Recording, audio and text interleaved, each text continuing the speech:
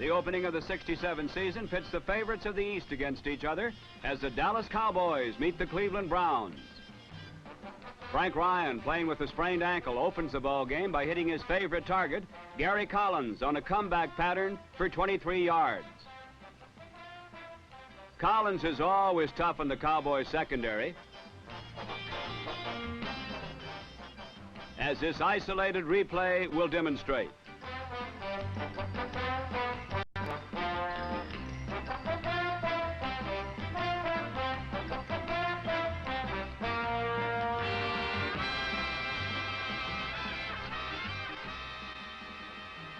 Ryan spreads the defense by going to the left side to number 42, split end Paul Warfield, who looks to be in top form this season.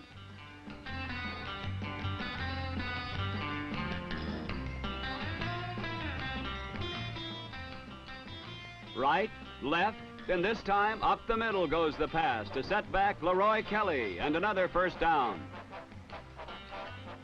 Kelly, number 44, culminates the drive by sweeping right and into the end zone. It's the Browns 7, Cowboys nothing.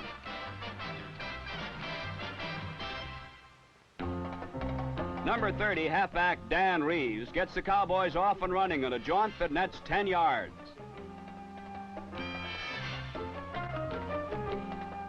Reeves looks extremely sharp as he powers for 10 more.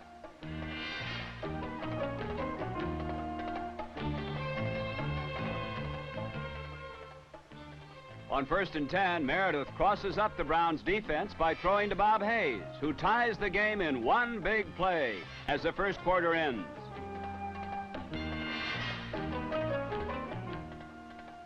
Number 48, Ernie Green, seems to be unhampered by a leg injury as he takes a Ryan pass and moves 25 yards downfield. Gary Collins is giving the Cowboys plenty of trouble today. Here Ryan hooks up with him on another long gain. On the play, Collins runs a post pattern, his favorite pattern. Number 34, Cornell Green, is a frustrated defender.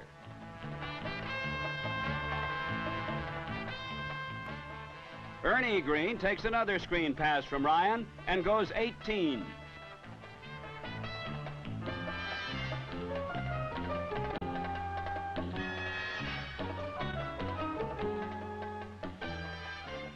But the Cowboys hold, and a fourth down field goal attempt goes awry as Shiner fumbles the snap from center.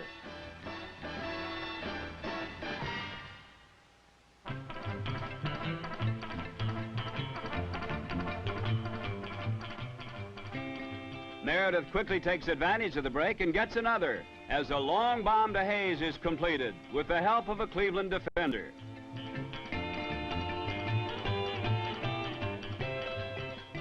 The strong front line of the Browns puts pressure on Meredith, who's forced out of the pocket.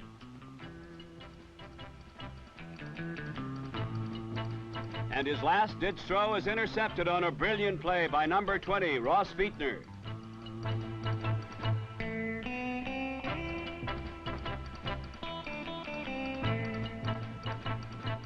However, Cleveland can't move the ball against the tough Cowboy defense, and Dallas gets the ball again.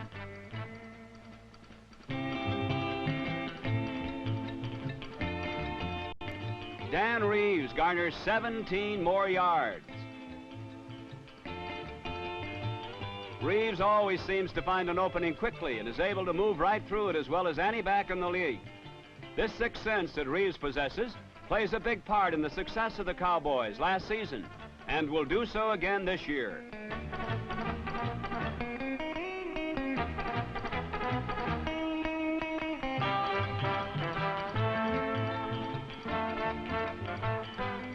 It looks like Dan Reeves' day in Cleveland as he caps his own drive by making a circus catch for the touchdown. Dallas 14, Cleveland 7 at halftime. The Cowboy defense is the story in the second half. On the first play, number 54, linebacker Chuck Howley intercepts and goes all the way to make the score Dallas 21, Cleveland 7. The Browns can't seem to get untracked. Jethro Pugh throws Ryan for a 5-yard loss.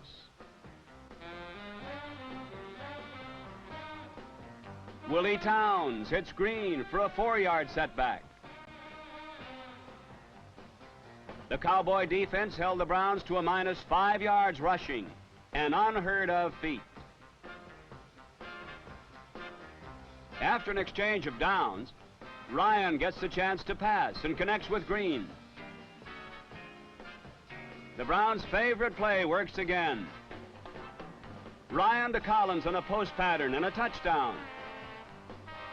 Watch Collins as he shields himself between the defender and the ball to make the touchdown catch. It's now 21-14.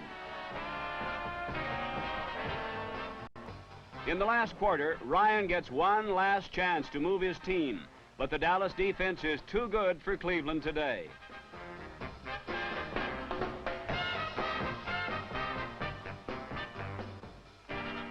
The game reaches an ignominious end for Ryan and the Browns as he slips and falls in his own as the clock runs out, and the Cowboys win it 21-14.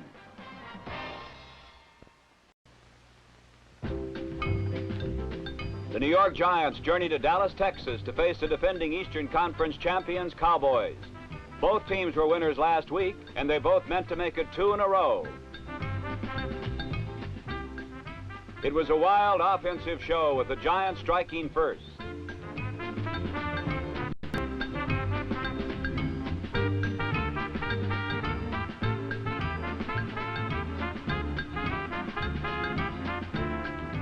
Number 10, Fran Tarkenton, showed the Dallas fans why he's the new toast of New York City.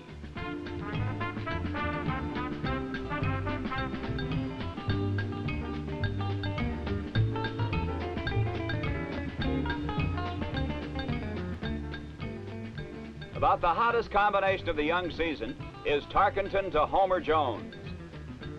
Jones makes the opening touchdown look almost too easy.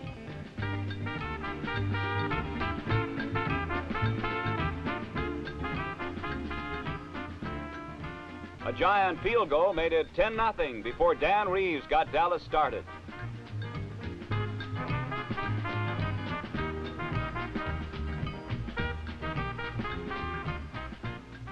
Suddenly, lightning struck in the form of Bob Hayes. At first quarter's end, it was 10-7 Giants, and the Cowboys were still hot. Don Meredith opened the second quarter to Pettis Norman.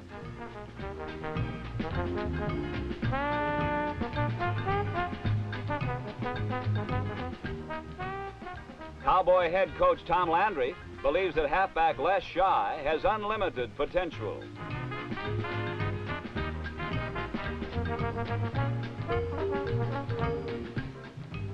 Meredith went with Shy again, and he blasted to the Giant 2. A classic play-action pass sent Dan Reeves home free with the second Cowboy touchdown and a new 14-10 lead. The Dallas defense held, and again, last year's total offense leaders took over. Dan Reeves, number 30, an offense by himself, moved to midfield where a penalty moved Dallas 15 yards closer.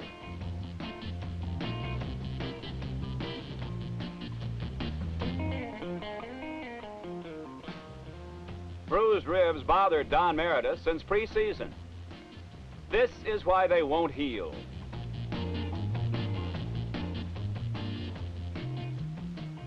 Fullback Don Perkins moved closer to the Cowboys' third score.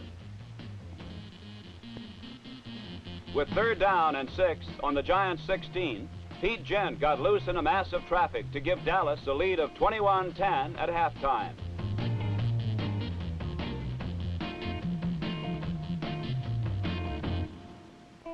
The second half opened with a bang as Tarkenton found flanker Del Schaffner.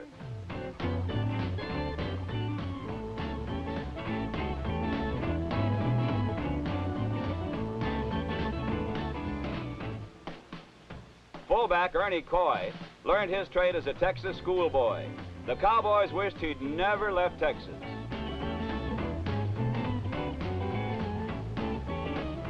It was was an old-style razzle-dazzle end-around play that turned Homer Jones loose for 46 yards and a very close 21-17 score.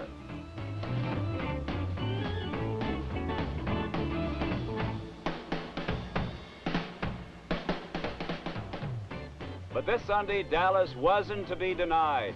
Don Perkins for 9 tough yards.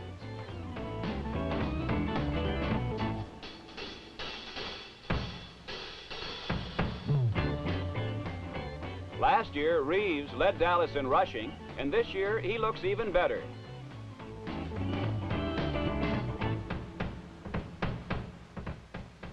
Meredith, number 17, with the aid of Ralph Neely's blast block, picked up 20 more.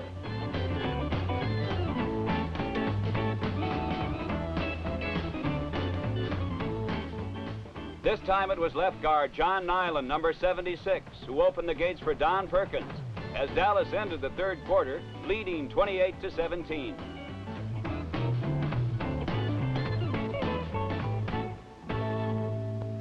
Earl Morrill took over at quarterback in the fourth quarter and promptly threw a touchdown strike to Joe Morrison.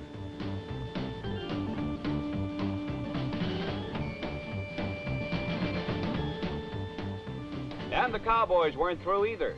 Two former Olympians, Bob Hayes and Henry Carr, do battle. Hayes won this one.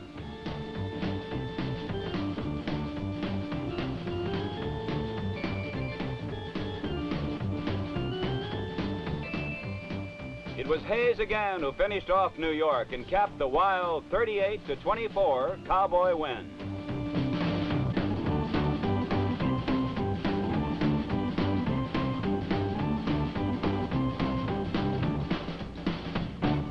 Watch the faking by Cowboy quarterback Don Meredith. He throws to Dan Reeves, who falls in behind Mike Connolly and sprints to the Dallas 49, where Eddie Metter takes him down.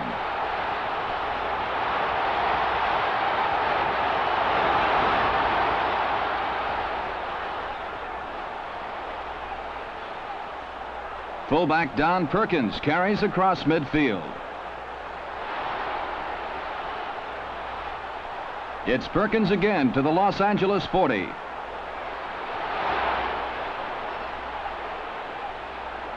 Meredith calls a turnout pattern to flanker Lance Rensel, which works for 9 yards.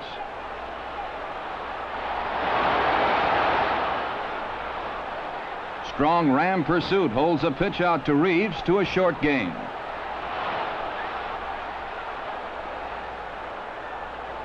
With linebacker Jack Pardee blitzing, Meredith throws into his area to Perkins.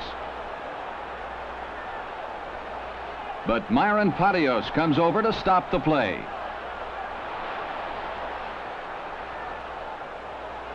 On 4th and 9, punter John Kilgore fails to handle the snap. Harold Hayes blocks the punt. Hayes recovers at the 1-yard line for the Cowboys' first big break of the game.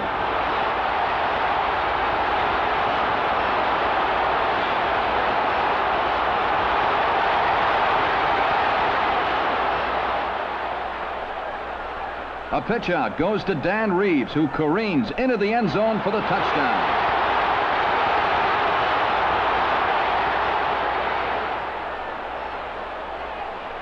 Don Meredith tries to shred the rugged Ram defense with short strategic passes. He hits Reeves over the middle.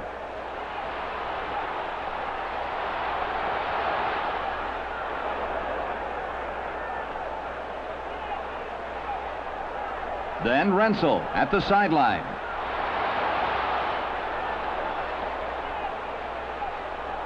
Reeves moves the Cowboys to midfield on individual effort. Fullback Don Perkins fights and twists his way for 8 tough yards.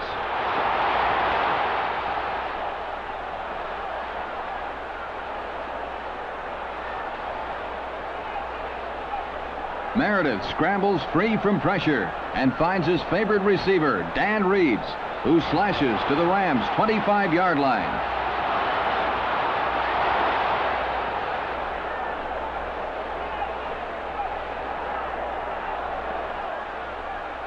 Perkins smashes for 8 more as the Cowboys mount their most sustained drive of the game.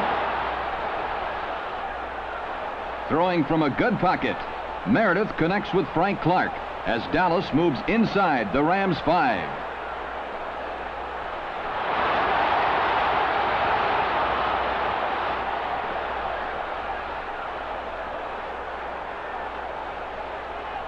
Meredith lofts a perfect pass. Bob Hayes beats 2 Ram defenders in the corner of the end zone. And the Cowboys are back in contention, 21-13. For Hayes, this was his 4th touchdown reception of the new season.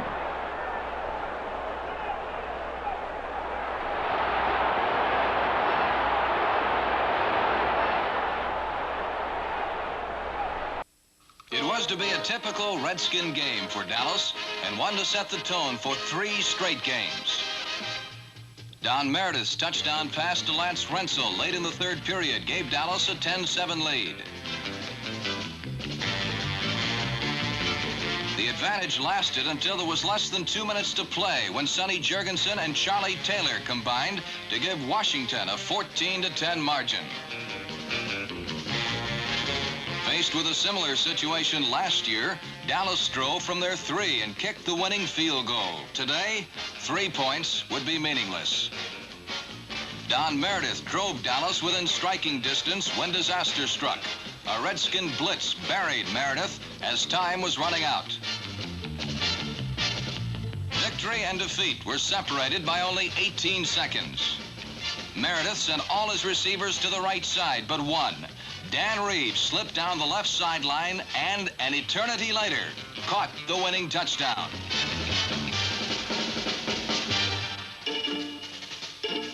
The sudden joy of victory was to be later tempered with the sad news that Dallas would lose quarterback Don Meredith for the next 3 games.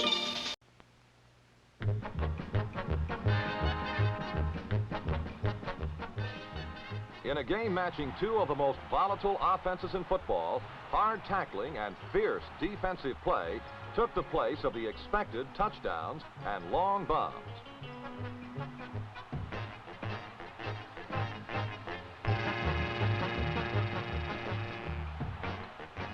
For the entire first half, the Cowboys and the Redskins matched mass and muscle in a rugged defensive struggle.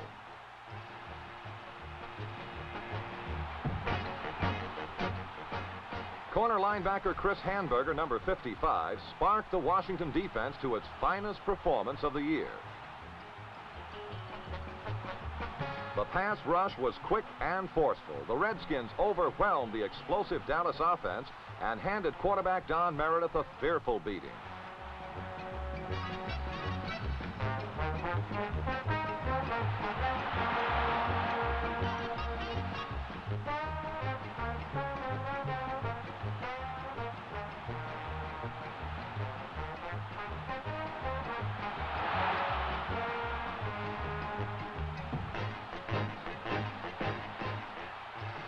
The Dallas defense, unable to get Redskin quarterback Jurgensen, vented its hostility on the Washington ball carriers.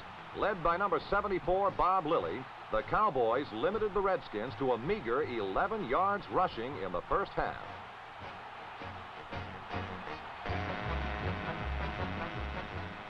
But 2 of those yards went to Ray McDonald on a touchdown plunge that accounted for the first half's only score and a 7-0 lead for Washington.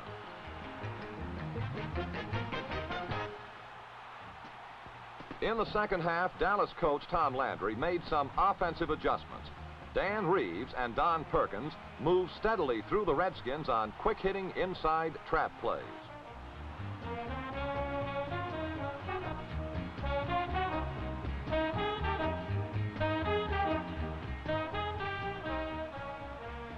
Double coverage on Bob Hayes enabled Lance Rensel, number 19, to break free and gather in Meredith's pass for the Cowboys' first touchdown. Minutes later, Dan Villanueva booted a 27-yard field goal, and the Cowboys, now in control of the game late in the 3rd quarter, seemed confident of victory.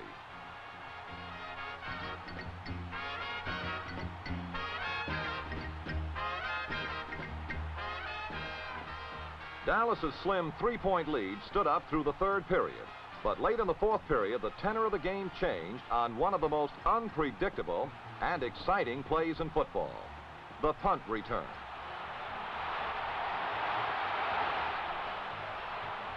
Tiny Ricky Harris, number 46, one of the league's most elusive punt return artists, threaded his way through 41 yards of Dallas Cowboys to give Washington a 1st and 10 on the Dallas 34.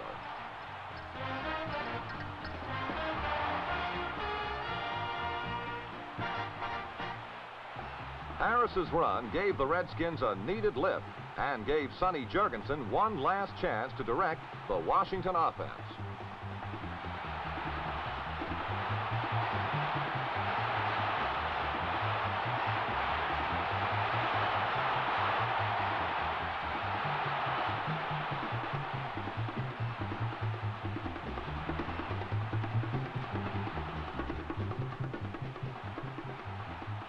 Sonny connected with Bobby Mitchell on a halfback flat pass, and Bobby raced to the Cowboy 13. With less than 2 minutes to play, Jurgensen passed to Charlie Taylor for the score, and now it was Washington who seemed confident of victory.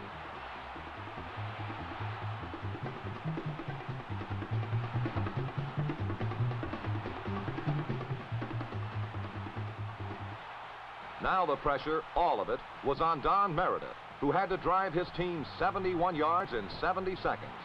Trailing by 4 points, the Cowboys had to march to a touchdown. A field goal would mean nothing. A 17-yard pass to Craig Bainham, and then this 12-yard completion to Lance Rensel moved Dallas to the Redskin 36. On third down, a blitz by Hamburger forced Meredith to throw incomplete. 4th down and 4, 18 seconds to play. Dallas trailing 14-10. Dan Reeves circled out of the backfield, and Meredith's pass found him uncovered on the 9-yard line. Reeves raced in for a touchdown that may well prove to be the most important Dallas touchdown in 1967.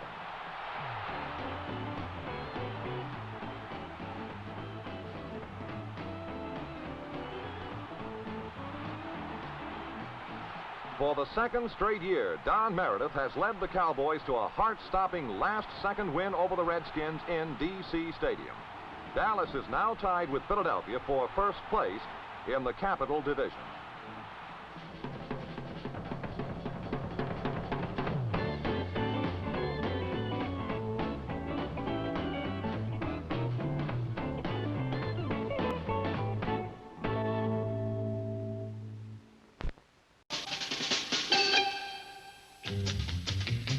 The Cowboys return to play the New Orleans Saints at the rain-drenched Cotton Bowl. Against the Saints, the Cowboys did little offensively and spent most of this dreary Sunday staving off near defeat.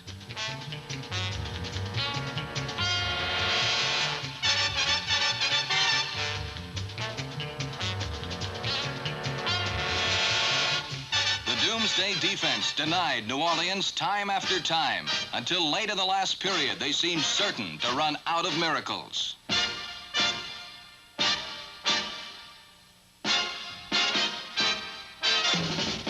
Fumbles, interceptions, and the absence of the big play disrupted the Cowboys' attack until finally the Saints moved to the 6-yard line with just over a minute to play. The Saints, within range of the biggest upset of the season, fumbled, and Dallas escaped with their second straight last-minute victory.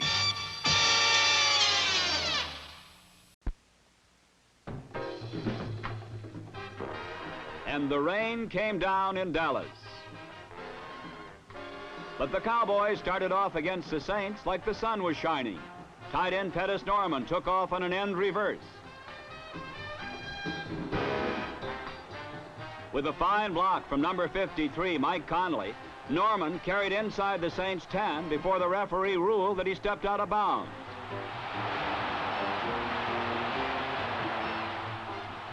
They got their touchdown, however, 2 plays later when Don Perkins made it a quick 7-0 Dallas score. Gary Quazzo led the Saints in the first half, and they outpassed and outcaught the Cowboys. Dan Abramowitz showed how they did it.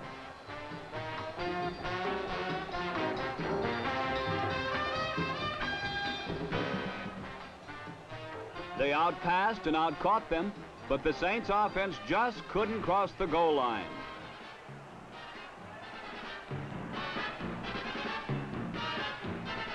After a fine 25-yarder to Ray Pogue, it was the New Orleans defense that set up the Saints' first score.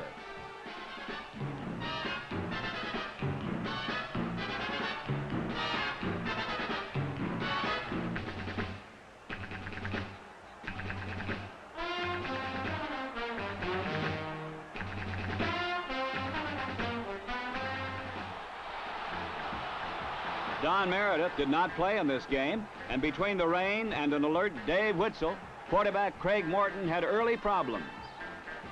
The Saints 7, the Cowboys 7. But Morton launched a drive at the close of the first half that set up the game's last touchdown.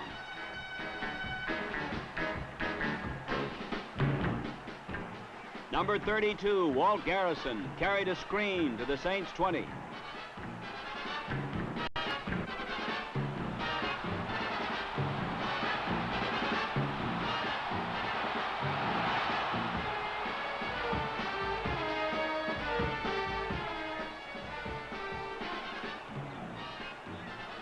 As the half ended, Morton found his favorite receiver, Lance Renzo, cutting into the end zone.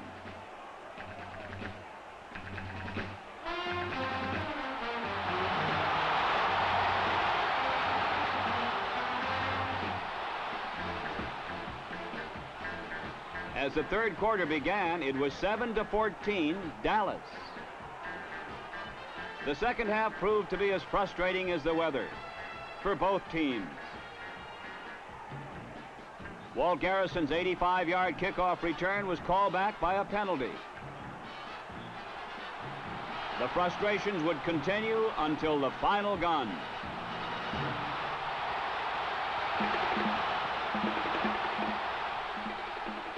When the Cowboys got the ball again, Dan Reeves, number 30, made back most of the yardage lost by the penalty.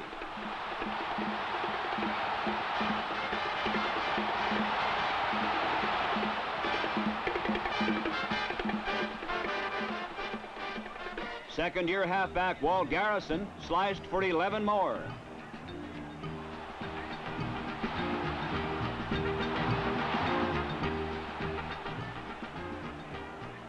But the fortunes of Dallas were too good to be true. Maybe it was the rain that got in his eyes.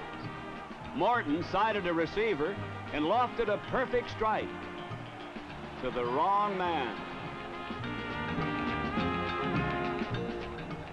The Saints went on to kick a field goal and narrowed the score 10-14, Dallas. And now the black clouds hung over the New Orleans Saints.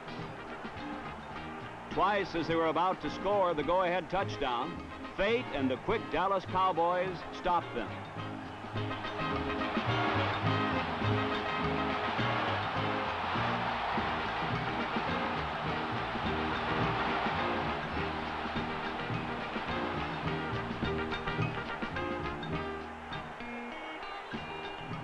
The second came when Cornell Green intercepted in the end zone.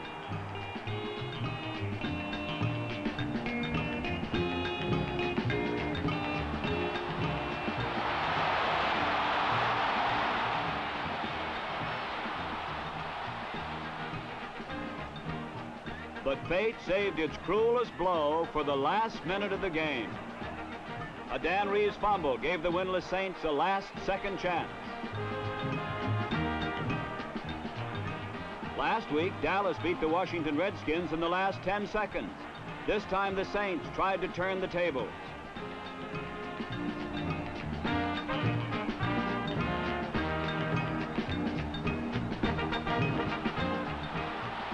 The score is 14-10, Dallas favor. The ball is on the Cowboys' 6-yard line. There are seconds left.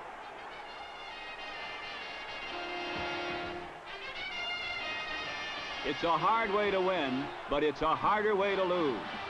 The muddy victory kept Dallas in the lead of the Capital Division and the Saints further behind. Against Pittsburgh, the Cowboys again alternated Craig Morton and Jerry Rome at quarterback.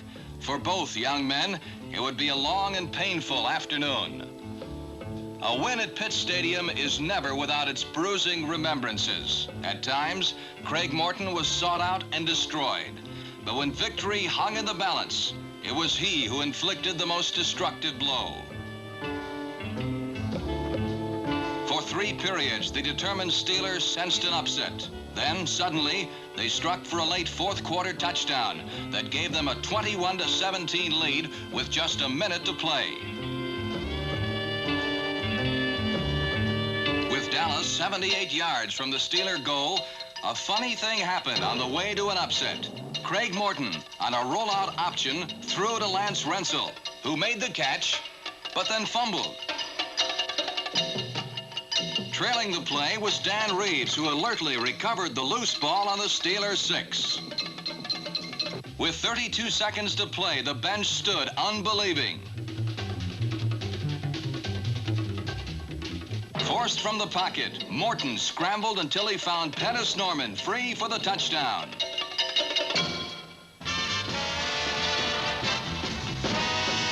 It didn't seem possible, but the Cowboys had found a brand new way to win a game in the last second. For 3 weeks, Dallas had tantalized opponents by giving them a taste of victory, only to snatch it away in the waning moments. Craig Morton finally starts working the Cowboy offense with authority. Lance Rensel is the target, and it means 24 yards.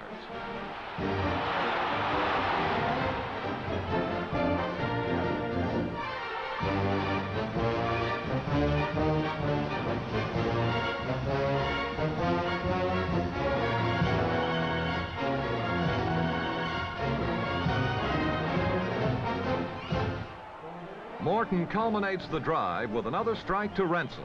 The Cowboys cut the Eagle lead to 14 points.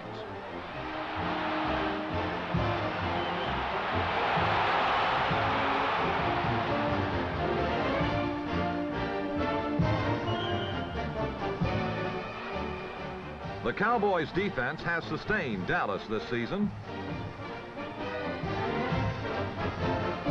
Mike Johnson intercepts Snead's pass and returns 49 yards.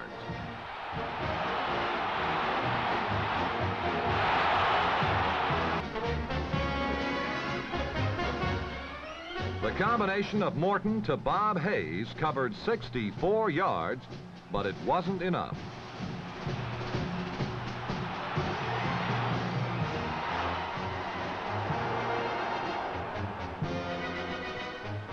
By the end of the afternoon, the Eagles had offered their doubting fans some very concrete answers. Philadelphia 21, Dallas 14. After a loss to the Philadelphia Eagles, the Cowboys came home to meet the Atlanta Falcons. Don Meredith was healthy again, and the Cowboys produced their best offensive show of the year.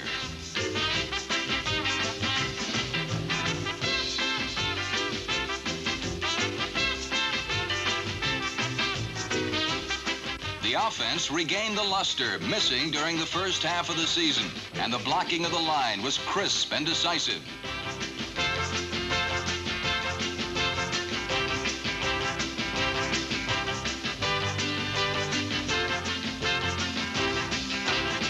Dan Reeves came up with the NFL's best one-game performance by scoring 4 touchdowns.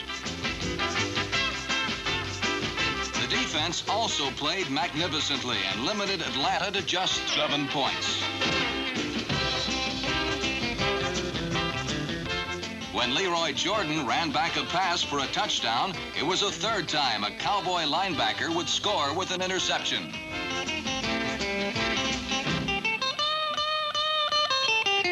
The 37-7 rout of Atlanta gave Dallas the momentum they needed. The Dallas Cowboys, pace setters in the Capital Division, are heavy favorites against the Coastal Division tail-enders, the Atlanta Falcons.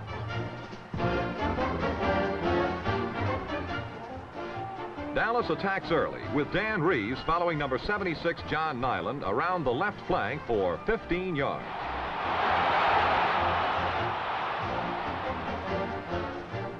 Don Meredith, who had been injured, makes an auspicious return to the Dallas lineup. He throws to Dan Reeves for a 60-yard touchdown, which gives the Cowboys an early lead.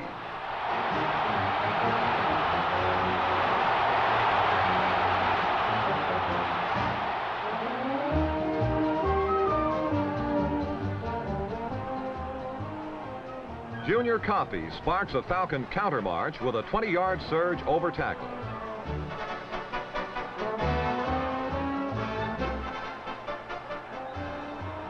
Randy Johnson puts the Falcons in the air, throwing to Jerry Simmons at the Dallas 47.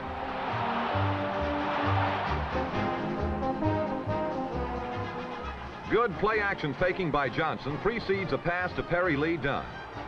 Now, watch for the tackle by Mike Johnson.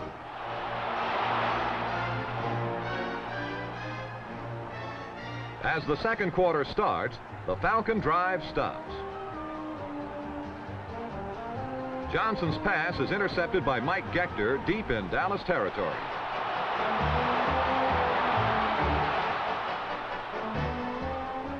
Without Meredith, the Cowboy offense had been sputtering.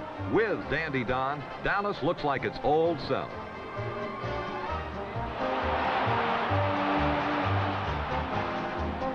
Reeves carries a screen pass across midfield to the Atlanta 40.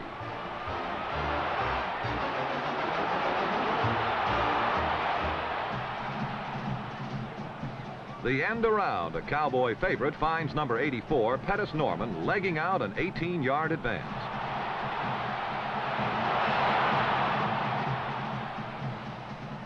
Norman retains the spotlight as he fields a Meredith pass inside the Falcon 10. Meredith finds Dan Reeves about as free as a receiver can be, and Dallas steps away to a 14-0 spread.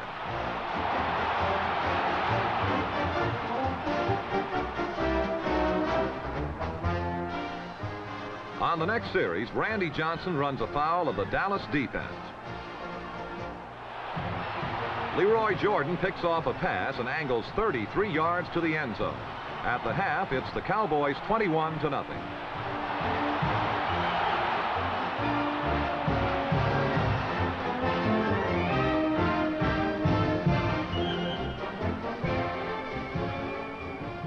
In the third quarter, Don Perkins sparks the Cowboys. In this game, Perkins rushed for 111 yards.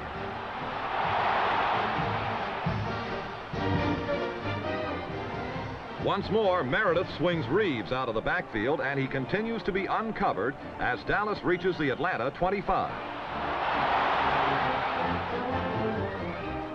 Don Perkins becomes the 10th man in NFL history to rush for more than 5,000 career yards. He stopped just short of the goal line.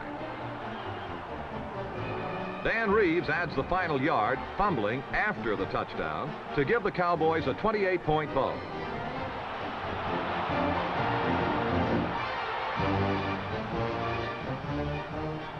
The next time the Cowboys get the ball, Meredith throws to Reeves again. But it's the wrong Reeves. Falcon defender Ken Reeves returns the interception 42 yards.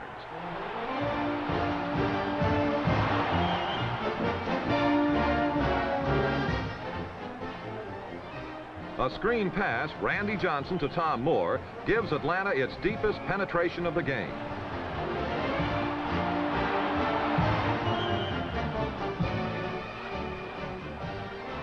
The Falcons avert a whitewash when Johnson locates Billy Martin in the end zone for Atlanta's only score.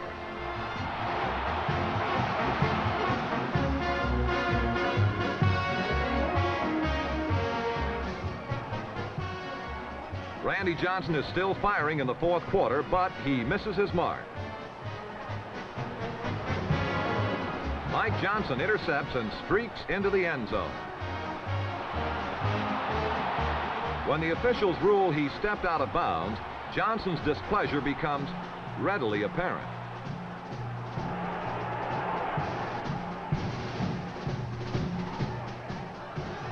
The fourth touchdown of the day by Dan Reeves caps an easy 37-7 Cowboy victory. Dallas now enjoys a 2-game lead in the Capital Division.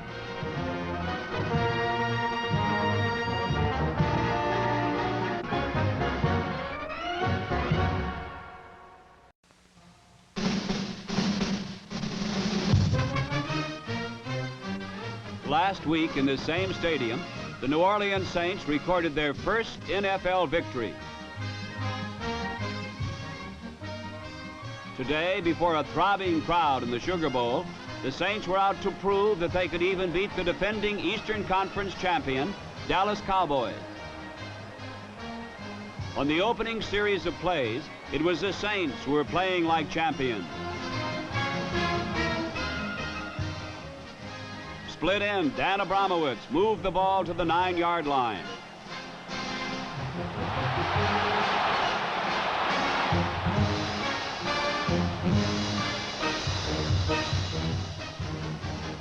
Suddenly, Abramowitz broke clear in the end zone. Bedlam broke loose, and in New Orleans, it was up, up, and away. The Sugar Bowl was jammed with 84,000 screaming fans, and this was the largest crowd ever to witness a football game played in the South. And so far, they loved the whole spectacle.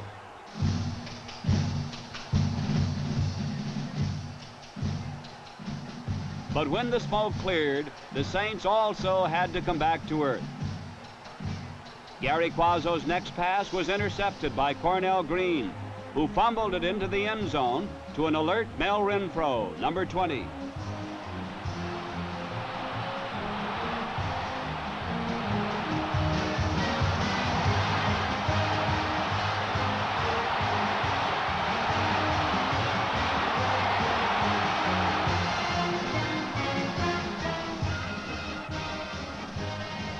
The Cowboys' winning combination this year has been Don Meredith, number 17, and Dan Reeves, number 30, who carried the ball inside the Saints' 15-yard line.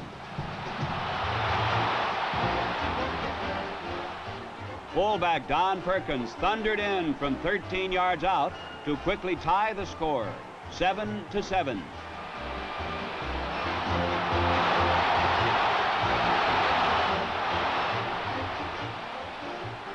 Dallas came right back with a second drive as Meredith threw a quick pass to Bobby Hayes, who danced for 10 additional yards.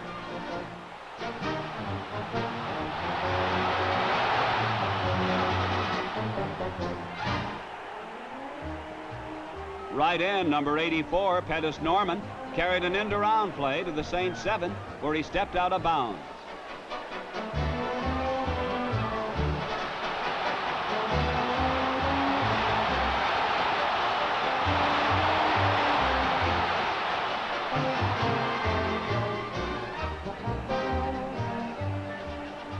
Dan Reeves gave Dallas a 14-7 lead that held through the first half.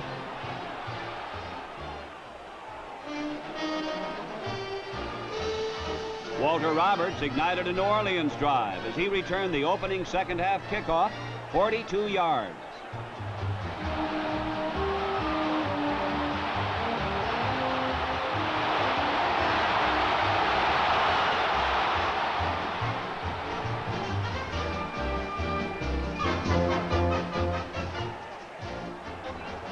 Number 15, Gary Quazzo, then threw consecutive passes to second-year back Randy Schultz, number 33, and split end Ray Pogue, number 85.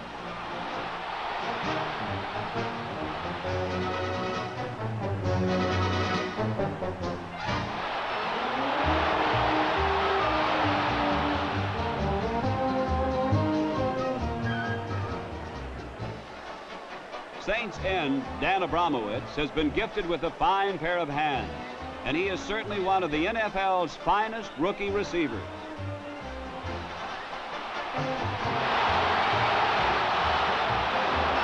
The Dallas defense held, however, so the Saints had to kick a field goal that narrowed the Cowboy lead 14-10.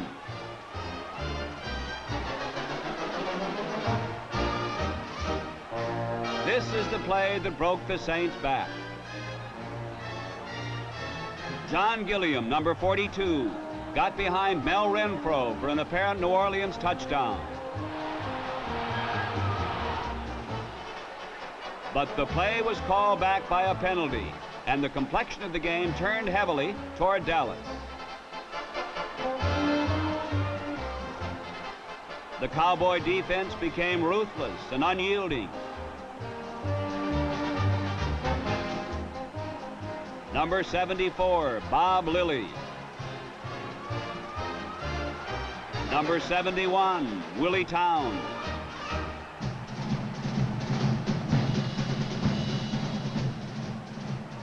It was this defense, and Towns in particular, that caused Quazzo to fumble and set up the last Cowboy score.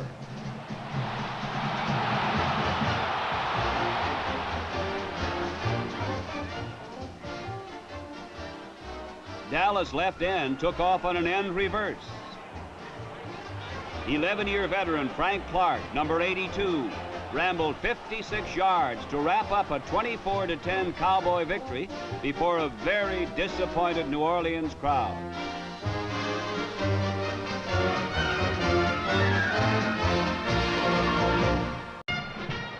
The Cowboys took the ensuing kickoff and, on the arm of Don Meredith, marched 74 yards in 10 plays to score.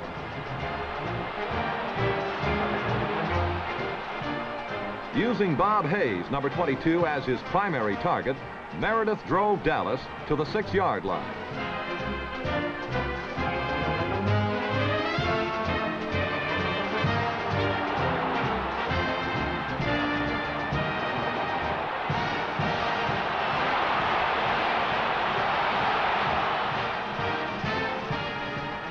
On second down from the 6, Meredith passed to Lance Rensel on a quick post for a touchdown.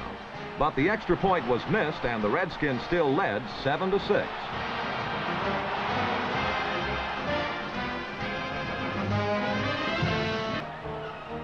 The Cowboys launched a counterattack with Dan Reeves firing to Lance Rensel for 33 yards.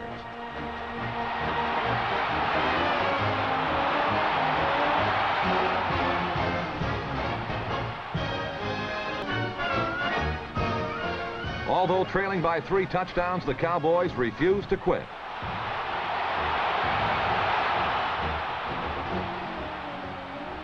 Craig Morton replaced the ailing Don Meredith and pinpointed Lance Rensel for 20 yards.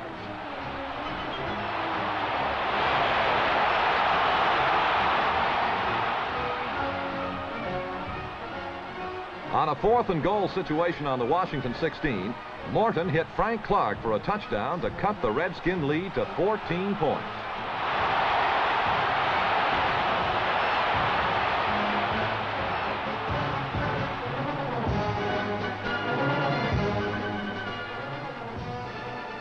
With 6 minutes to play, Villanueva's onside kickoff was recovered by Dave Edwards of Dallas on the Washington 43.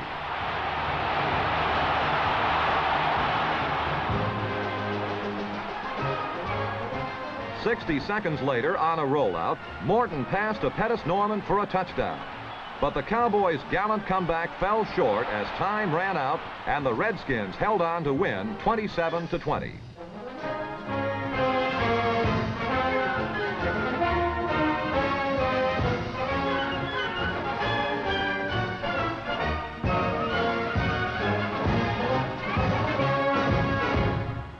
When they met the St. Louis Cardinals on Thanksgiving Day. The close contest that most predicted was shattered by a blistering Cowboy attack led by Bob Hayes, who scored 3 touchdowns as Dallas rolled up an insurmountable lead.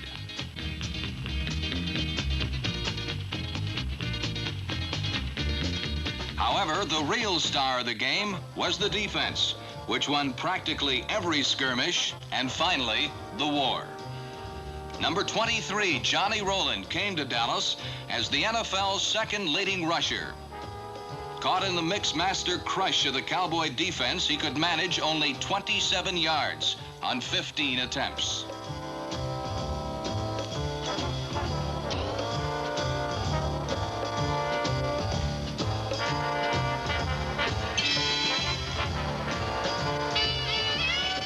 A withering rush was applied to young quarterback Jim Hart, and he succumbed to the pressure, as did veteran field general Charlie Johnson.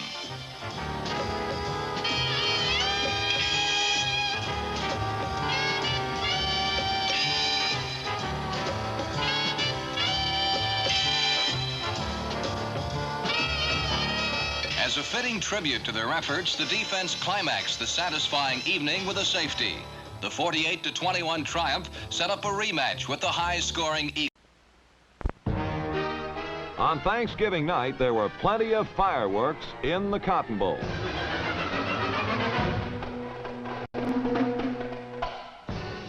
With less than a minute gone in the first quarter, Cardinal quarterback Jim Hart fired the first bullet to tight end Jackie Smith.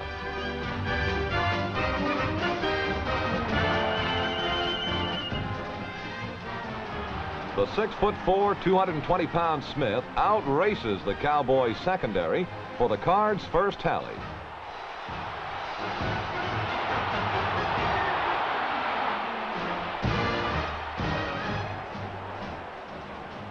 In Dallas territory on their next drive, the Cardinals run into trouble.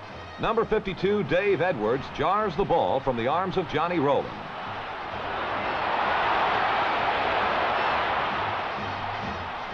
Good football teams capitalize on their opponent's mistakes. Dallas is a good football team.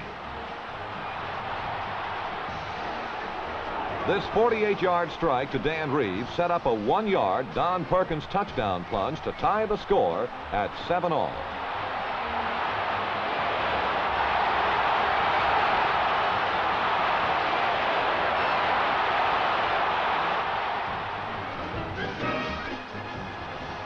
Stymied by the tenacious Cowboy defense, the Cards punt. Bob Hayes fielded the ball at his own 31, and from there on, only seeing is believing.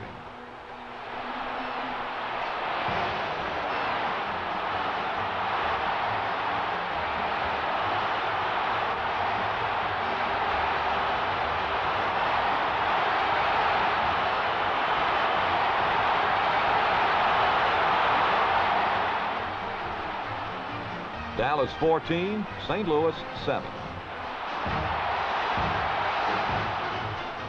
Jim Hart is a tough competitor. Behind perfect pass protection, young Hart hits Billy Gambrill across the middle.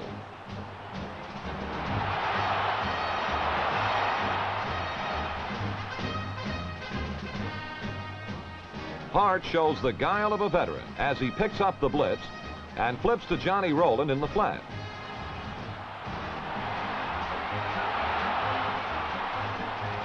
Showing some broken field savvy of his own, Rowland jukes his way for the tying score.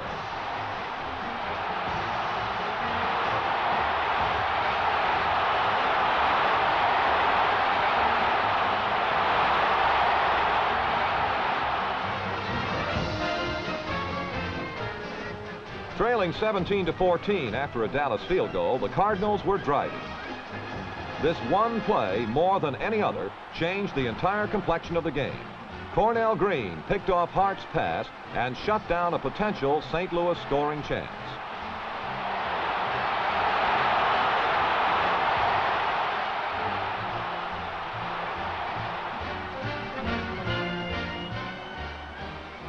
The Cowboys struck quickly again. A flat pass to the world's fastest human, Bob Hayes, and Hayes flows by his stunned defenders to give the Cowboys a 23-14 halftime lead.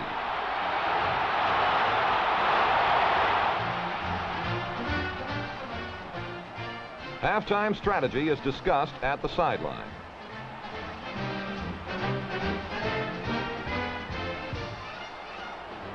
An option pass from Dan Reeves to Lance Rensel was the plan.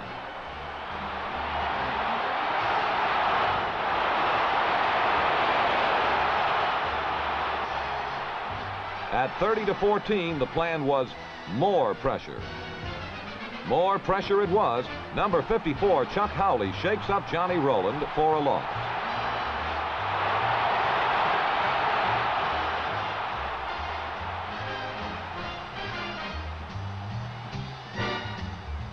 Rowland tries to shake that loss out of his system quickly. Split ends like Bob Hayes don't come along very often. This 34-yard touchdown scored the Cowboys' 37th point. Bullet Bob Hayes deserves a breather after his third touchdown.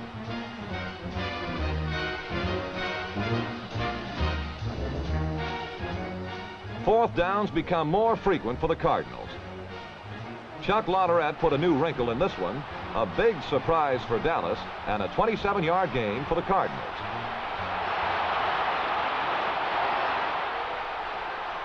From the 36-yard line, full-time soldier and part-time quarterback Charlie Johnson throws his first touchdown pass of the year to rookie Dave Williams. Cards 21, Cowboys 37. With their backs to the wall, the Cardinals commit one more mistake. It cost them 2 points instead of 6.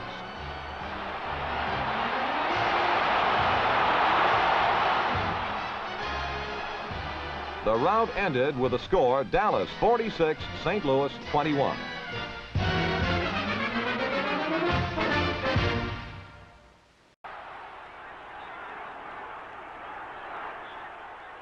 A hard rush forces Meredith to scramble, and Don Shinnick makes him pay for it. Blanketed by tight coverage, Bob Hayes catches the first pass Meredith has thrown to him all afternoon.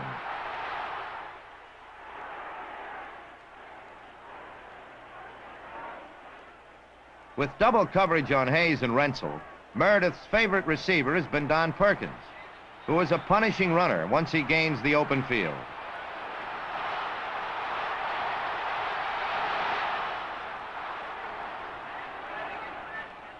The Colts blitz. With no inviting targets in sight, Meredith wisely throws the pass away from danger. On a quick trap, the indomitable Perkins slices to the Colt 34. On that last play, number 53, Mike Connolly, cut down Dennis Gaubatz and provided Perkins with his entree to the secondary.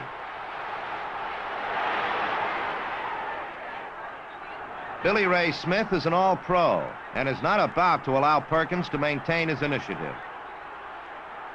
Number 73, tackle Ralph Neely, neatly guides Roy Hilton out of the play. He gives Meredith enough time to spot the flying torso of Bob Hayes, who beats Rich Volk to a touchdown.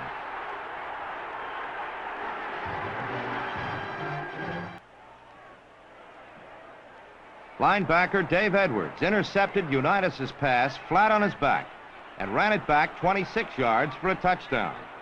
For the first time in the first half, the Cowboys lead 14-10.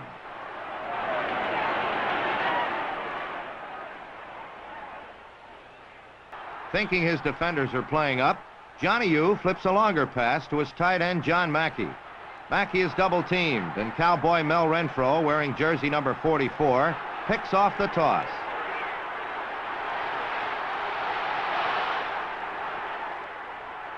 Now Dallas has the initiative. Dan Reeves up the middle for 3. There's more room to the outside. Reeves finds it for 13.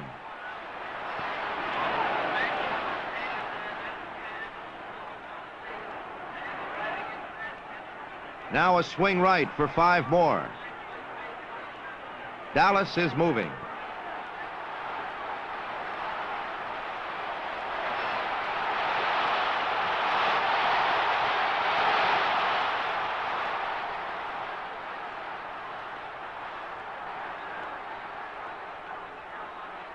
Or so they thought.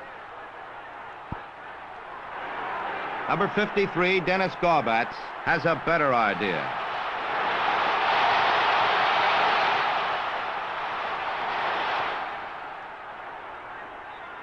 Unitas to Alex Hawkins is good for 11 yards. But Tony Lorick fumbled on the next play, and Dallas is back in business again.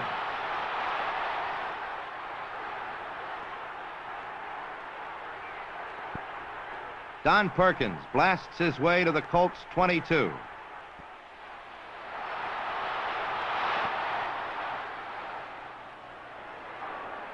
Dan Reeves picks up the first down.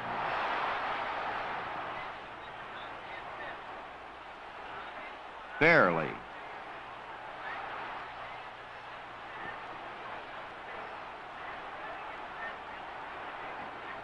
Pettis Norman on the end around. A missed block by the pulling guard, and number 40, Bobby Boyd, stops the drive. With the drive halted, Dallas decides to increase their lead by 3. Danny Villanueva carries out the plan for an increased lead. Jerry Hill runs hard for 5.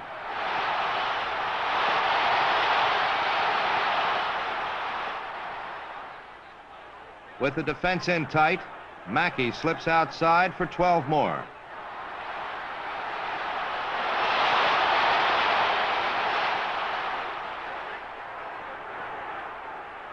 Jerry Hill again.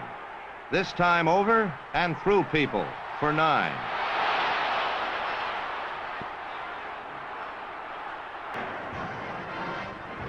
But Lenny Moore is perfect. It's 23-17. The Colts will remain unbeaten. Eagles. Defeated in Philadelphia 21-14, the Cowboy game plan was stamped with revenge. The outcome was evident from the start as a total team effort sent the Eagles careening to a 38-17 defeat. The Dallas Cowboys were champions of the Capital Division. Their appointment with destiny was only a game away if they could defeat the Browns in the Eastern Divisional Playoff. Since the 1967 season was built on the dream of winning the NFL championship, the Browns never stood a chance.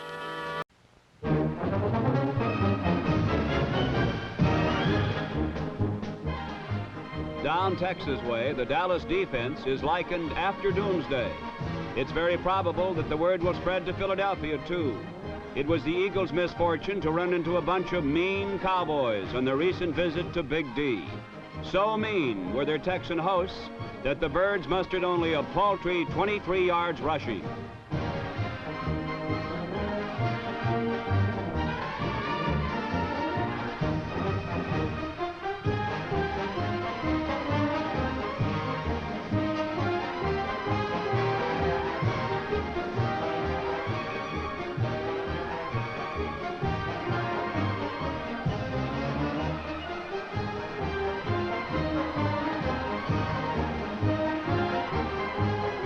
Dandy Don Meredith directed the first Dallas assault. Number 25, Les Shy, followed number 76, John Nyland, to the 15.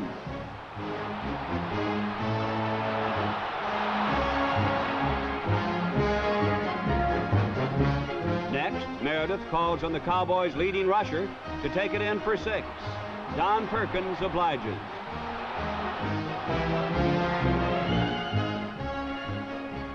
After an exchange of field goals, a Leroy Jordan interception, the first of 3 for Dallas, set up the Cowboys' second touchdown.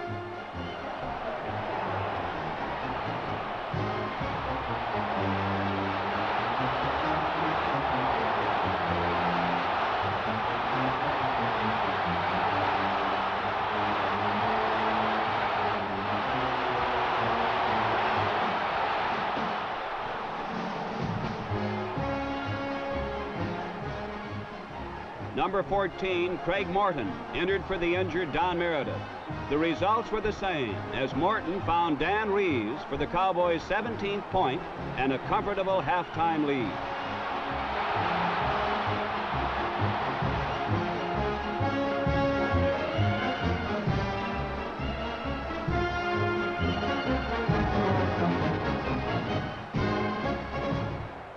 Rookie Craig Bainham received the second half kickoff and promptly advanced to the 37-yard line.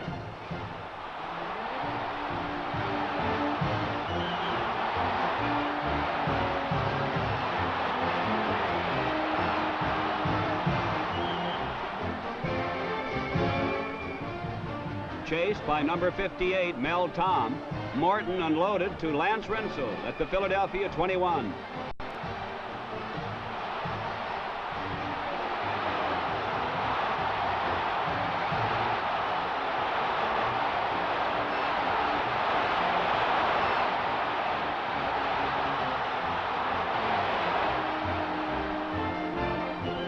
Inside the 10, Don Perkins delivers the goods.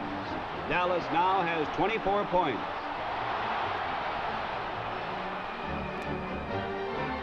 has more misery in store for the Eagles. Number 66, George Andre, spins Norm Snead loose from the ball.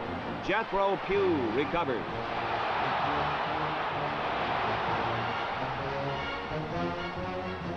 A strike to the Cowboys' leading receiver, Lance Rensel, capitalizes on the Eagle ineptitude.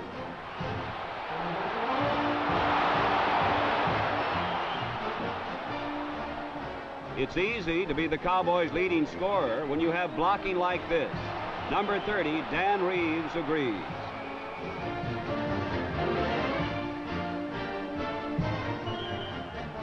Number 18, Ben Hawkins, leads all receivers in total yards. With 3 men on him, he shows why he's on top.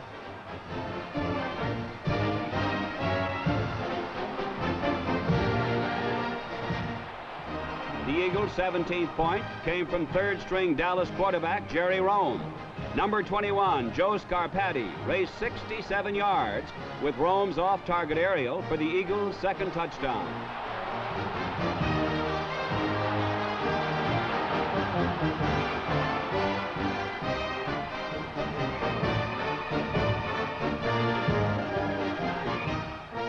Late in the fourth quarter, Dan Reeves displayed some more of his versatility. Reeves followed number 76, John Nyland, to the Philadelphia 45. From there, Reeves lofted a halfback option pass to Lance Rensel. The Cowboys had their 9th victory of the year and the much-needed momentum to carry into playoff competition.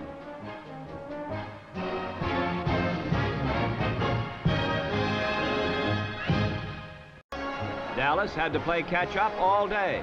Don Perkins started the drive with a 12-yard burst through the middle.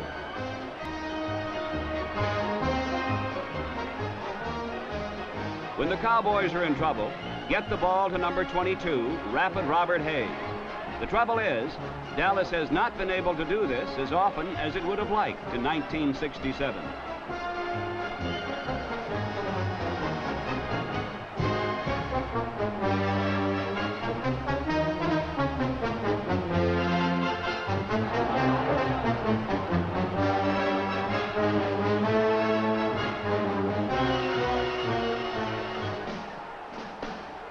The drive stalled, so Villanueva's field goal made it 7-3 at the quarter.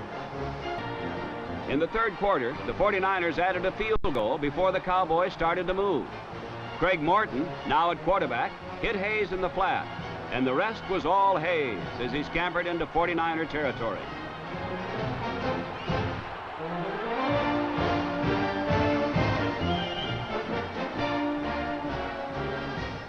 Substitute setback number 32, Walt Garrison, wound up as the day's leading rusher. Garrison garnered over 60 yards on the day with bullish jaunts like this one as the third quarter ended.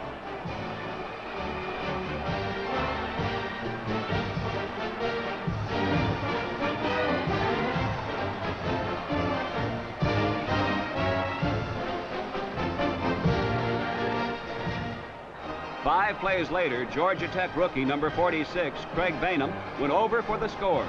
The extra point failed, and it was 24-9 with about 14 minutes left.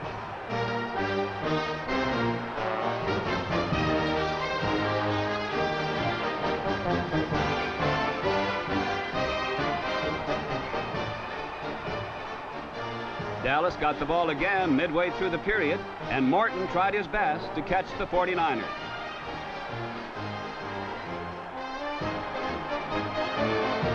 This drive was highlighted by two Morton to Renzel areas, the first one covering 20 yards.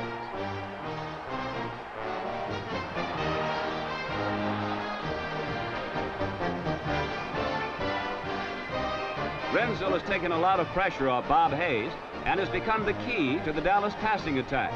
On this touchdown, Renzel demonstrated his ability to catch the ball without going out of the end zone, the mark of an excellent receiver.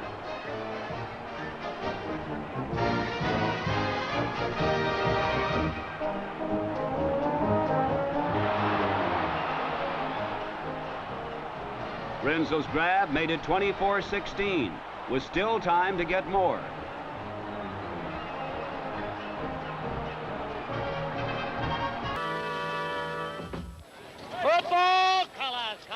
game. Hello, John. Good ball, souvenirs.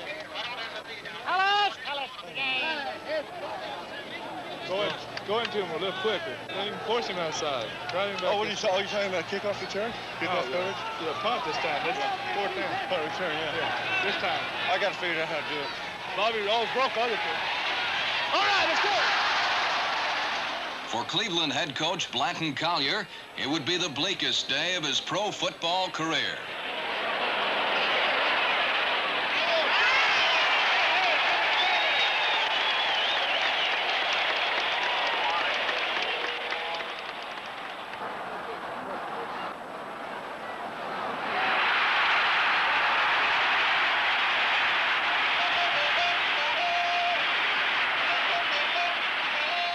The Cowboys had used a sustained drive for their first touchdown. But for the last several years, Dallas fans have grown accustomed to the lightning play that swiftly executes an opponent.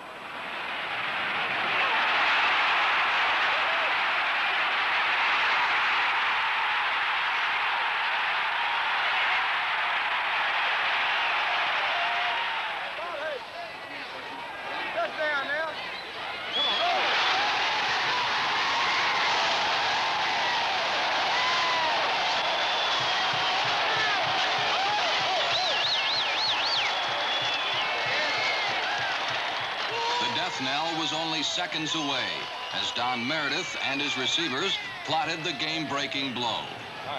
Get ready for it. I saw the safety over, but he came back in. Either on a takeoff or a deep post. Right. Yeah, my fault. It's my fault not get the field. Right with the field, Melvin. Hey, Joe. Yeah. I'm not trying to confuse you. I'm just saying that they're going to wheel or roll the narrow side of the field, Bob. That's what they've done. They've wheeled me every time since that time. That was the wide side. Okay. So maybe I'll hit a cheap one. If not, we can hit the sideline of the wide side. All right, good enough.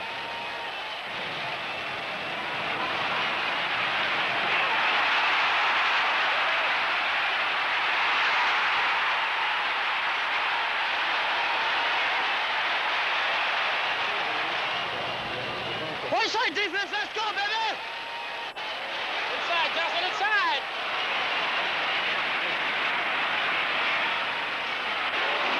Get to it, get me! Hey, now, man! Let's go, Bobby, all right! Hit it!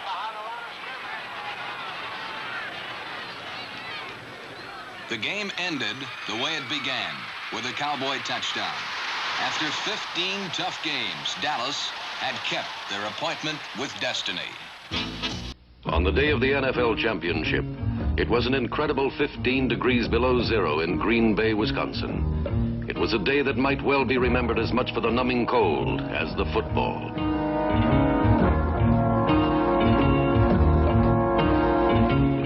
Is a way of life in Green Bay, and droves of Packer fans poured into Lambeau Stadium hours before game time. Most went through the turnstiles with their tickets tightly clenched in frozen hands. Others took a more unorthodox approach. Inside, the crowd resembled a multi-headed dragon as they huddled, shivered, and patiently awaited their beloved Packers.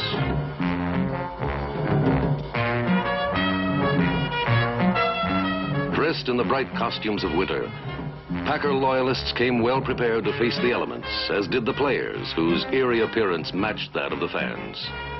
By game time, the temperature had warmed up to 13 below, and the players had to combat both the piercing chill and ice-glazed turf of Lambeau Stadium.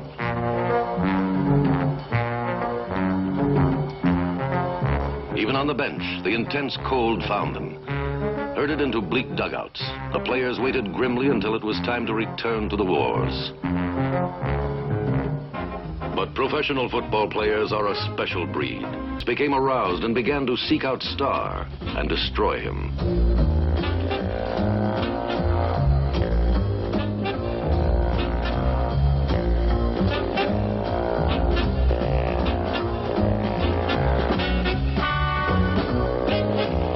Now the Cowboys, not the Packers, who made the brilliant individual plays and began to resemble the 11 men called the Doomsday Defense.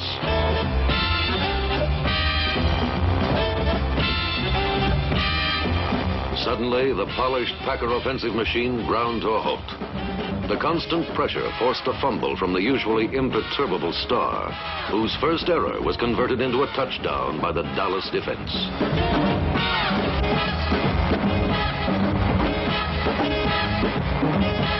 After nearly 25 minutes of play, there was finally something to cheer about for Dallas. Dallas trailed by only a touchdown. Starr, caught in a pincer by the Cowboy defensive ends, had the ball punched out of his arms by Willie Towns. George Andre scooped the ball off the slick ground and rumbled into the end zone.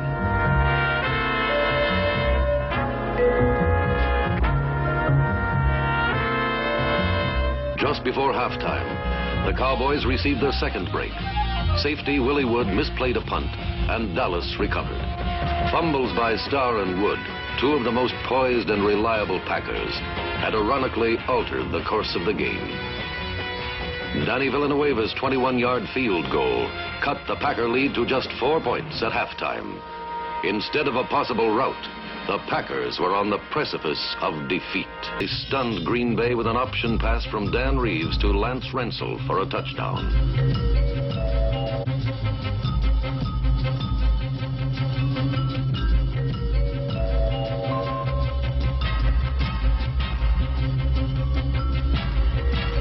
For the first time in the game, Dallas led 17-14. Versatile Dan Reeves, who had brought the Cowboys so close in the third quarter, finally took them closer to their first NFL championship.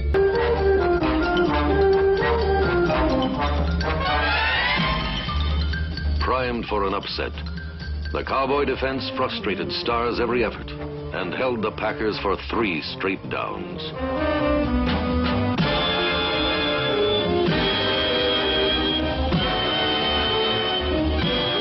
Him and an 8-year-old dream.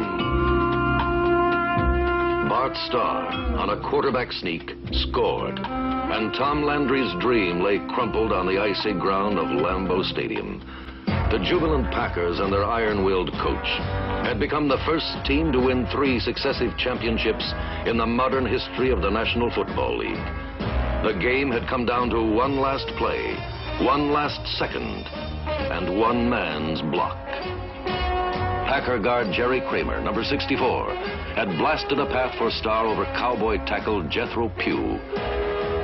Taking advantage of Pugh's 6'6" height, Kramer had uprooted him, and Starr tumbled happily into a championship. So now it was Green Bay in the bitter chill of a Wisconsin winter. The Packers jumped off to a quick 14-0 lead like they did in last year's NFL championship game. But the Cowboy defense stiffened, wore down the Packers, and finally forced a fumble by Bart Starr, which George Andre recovered for a touchdown. Later, a field goal by Danny Villanueva closed the gap to only 4 points at halftime. There was no more scoring until the fourth quarter, when the Cowboy offense, unspectacular till now, fooled Green Bay with a 50-yard scoring pass from Dan Reeves to Lance Rensel. The touchdown gave Dallas the lead for the first time, 17-14. The Cowboys maintained the slim lead until their destiny was just more than a minute away. The Packers had the ball. One last chance for victory.